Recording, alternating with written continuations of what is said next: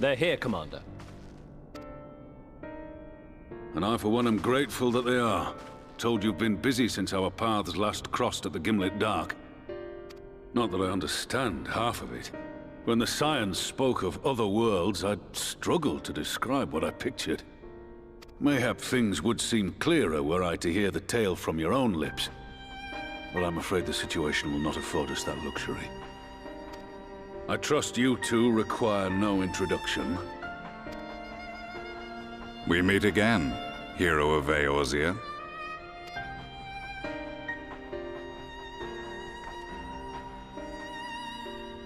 Must we repeat this ridiculous display? I pose no threat to you, though what I come to warn you of very well might.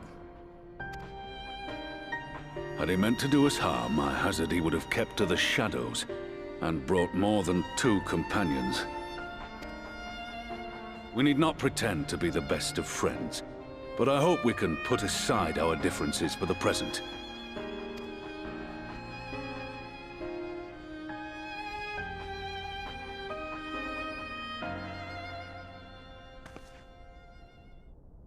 As you are doubtless aware, Sir Estinian and I cooperated to rid the world of Black Rose in your absence. Our journey together took us as far as the Imperial Palace, where we witnessed Emperor Varus meet his death at Xenos' hand. Being the sole witnesses to this crime, and in no position to defend our innocence, we were then forced to flee, each pursuing his own avenue of escape. When we were later reunited, Estinian claimed to have encountered an unfamiliar kind of machina during his flight, but to me his description seemed anything but, and upon further investigation I found that I was right.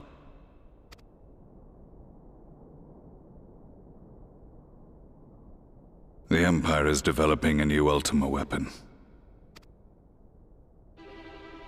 What, that Allagan monstrosity, created to vanquish primals, with which you yourself once thought to conquer Eorzea? The same. In my foolishness, I sought to harness its power, and became the Ascian's pawn in so doing. But you know as well as I how that tale ended.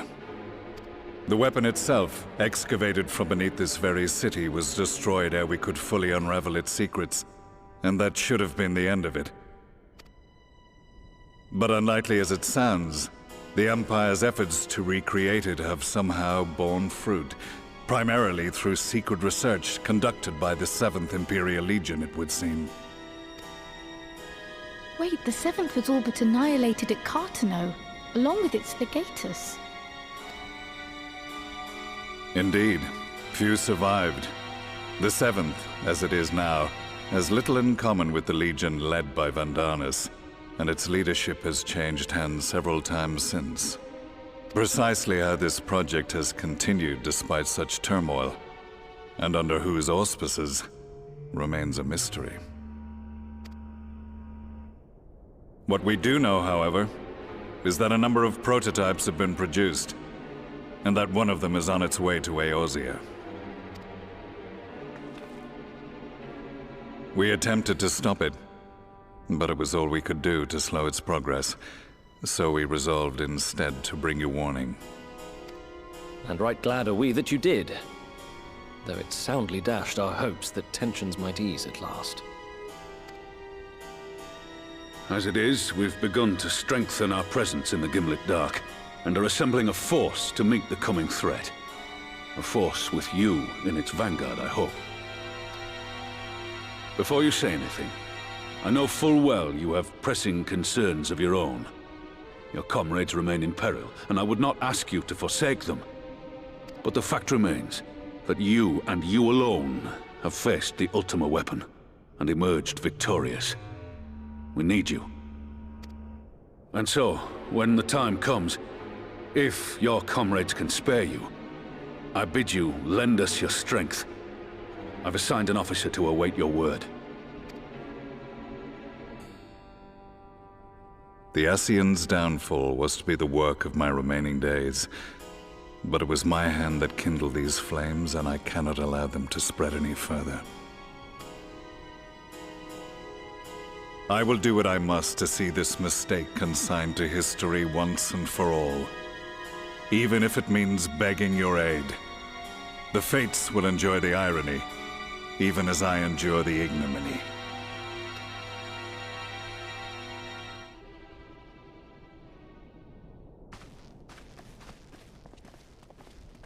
I too shall make for the border and offer my skills, meager though they seem in such company. Mayhap we shall meet there anon.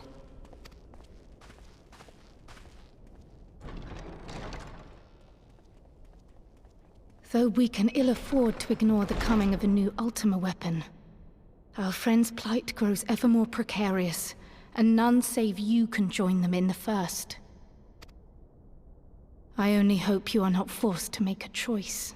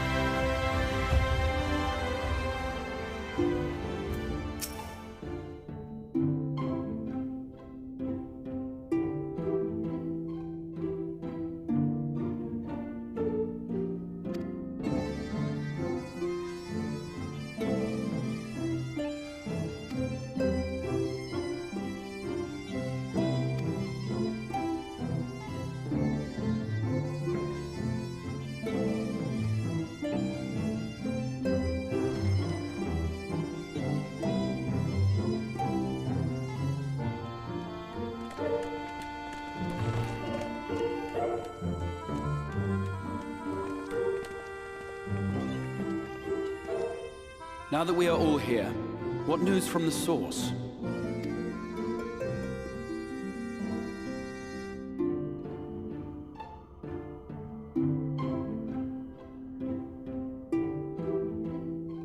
A new Ultima weapon?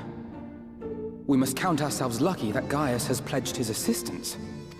While this is indeed a worrying development, I think the state of the Empire as a whole greater grounds for concern. With the Emperor slain and Xenos returned, It is impossible to predict how matters will unfold in Garlemald. The Ultima weapon may be but the first of many unpleasant surprises. The situation beareth closer observation, of that there is no doubt, and doth compound our need to return unto the source.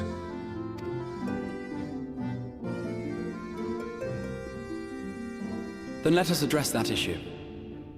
Our long search for a means to see you safely home may well be nearing its conclusion. Thanks in large part to Exarch and Beq Lugg's invaluable insight, we have succeeded in fashioning a vessel for the journey.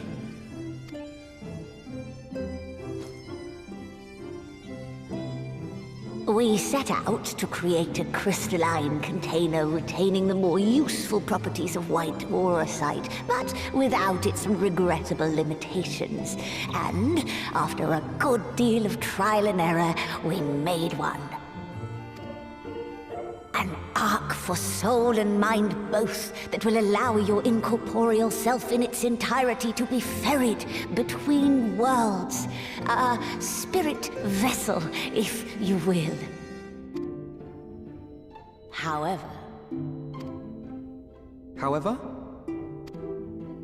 Though the vessel is possessed of the requisite qualities to hold mind and memory, it wanteth yet for a means to receive of them. For that, we must needs imbue it with the Exarch's innate gift. A gift that lives on only through the blood of the Allagan Emperors, which certainly does not flow within auracite or any other crystal. Just so, milady. The blood serveth as a conduit of sorts. In its absence, memory cannot pass from mind unto mind, nor from flesh unto crystal. That being the case, we must either alter the process of inheritance so as to require no such thing, or determine a means by which my blood may permeate the vessel.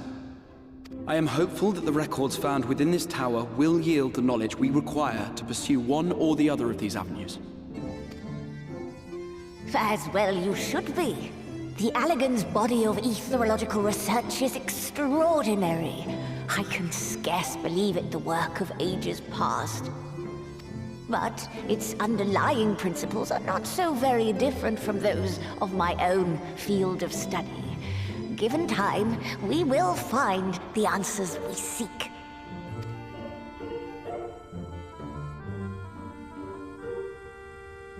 I know that you can ill afford to wait, and it pains me that I must ask you to do so. I can only reaffirm my promise to you that a solution will be found.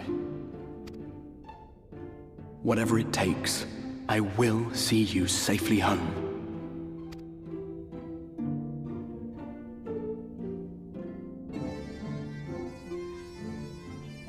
My apologies. I do hope you haven't come to tell us that mortal peril fast approaches. No. I had hoped to speak with the Warrior of Darkness. But there is no need to cut short your meeting on my account. I will be waiting outside.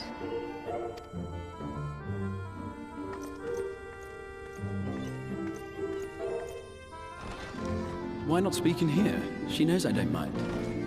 Unless she didn't want to. Perhaps I might accompany you. Though I am woefully ill-qualified to assist in the Exarch's research, I may yet be of some use to Lena.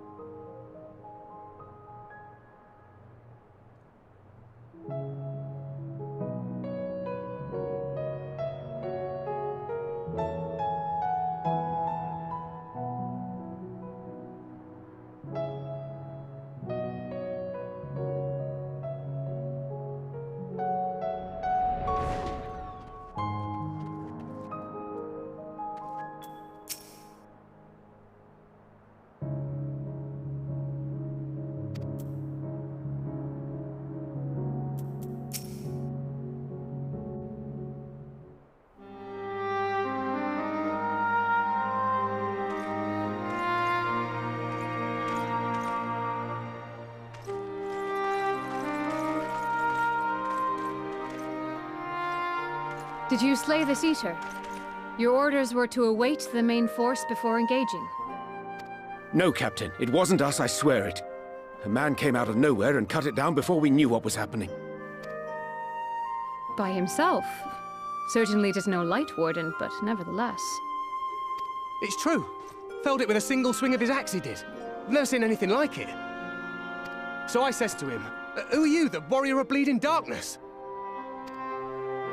And he says, "No, I'm a warrior of light." And that was it. Buggered off as quick as he came. A warrior of light? Why would someone go around calling himself that, though? It was those bastards who caused the flood. I mean, if you were going to pretend to be anyone, it'd be her. The warrior of darkness.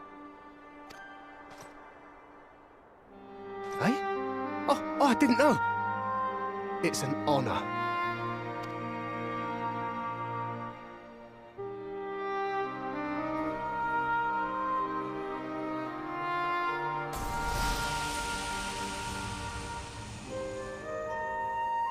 Since the Eater is no longer a threat, our work here is done. Return to your posts.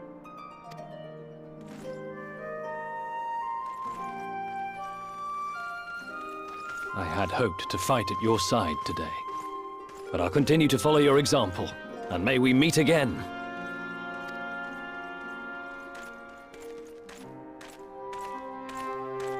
I apologize for the wasted journey. It seems I overestimated the threat. As for this warrior of light, I do not know who would be brazen enough to take that mantle for his own. Whatever it may once have meant, it is forever tainted by the association with the Flood. The Exarch told me the truth of Ardbert and his comrades' deeds, and I am aware they played some part in your own triumph. But to most, they are synonymous with the calamity that befell this world. Still, if this man is minded to destroy Sin Eaters, I may forgive him his unfortunate choice of alias. But that is neither here nor there. I thank you for accompanying me. With that concluded, shall we return to the Crystarium? There is a proposal I should like to make.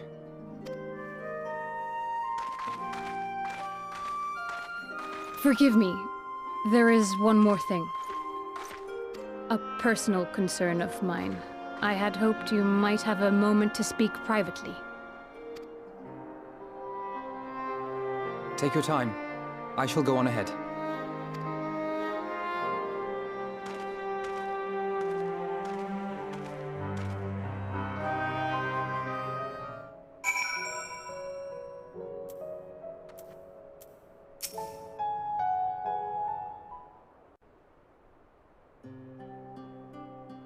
I will not mince words.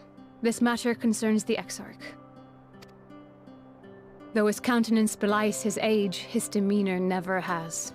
He has seen more than any man should and grown ever more weary with time. But I see I give the wrong impression. While it is true he attempted to open a letter with a salmon fillet the other evening, we are not here because I suspect his mind is deteriorating.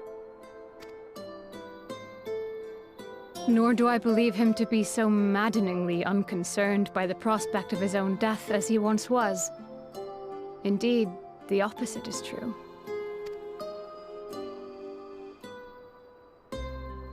It is for this reason that I seek your advice. Since he returned from the Tempest, the Exarch is not as he was. He seems a different man, a younger man. I know not the details of his research, but when I saw him at work recently, there was a glint in his eye that I had never seen before. He looked happy.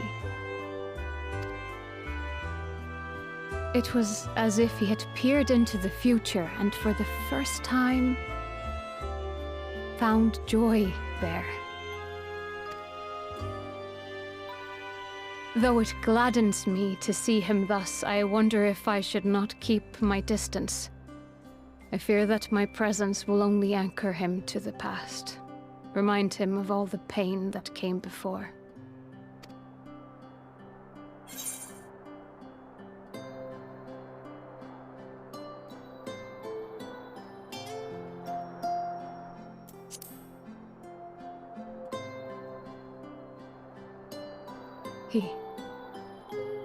Are you sure? Then perhaps we might remain as we were. As we have always been. What a relief.